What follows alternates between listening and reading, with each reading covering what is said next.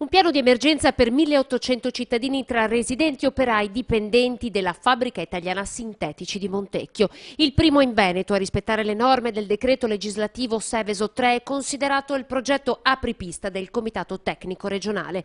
E poi l'assegnazione ad una nuova ditta per i lavori dell'ospedale che finalmente potranno ripartire e l'investimento più grande, quello sulla sicurezza. Qualche settimana fa abbiamo avuto la conferma da parte del Ministero dell'Interno e da parte del Ministero della Difesa dell'elevazione a tenenza.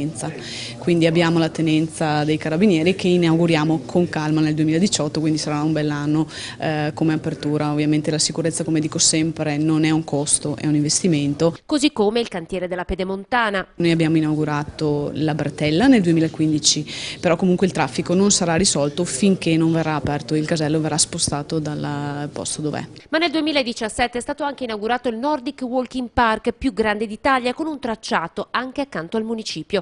Nel 2018 spazio alla viabilità, con l'inaugurazione di 3 rotatorie e la nuova area sosta camper che sarà posizionata proprio accanto alla tenenza dei Carabinieri.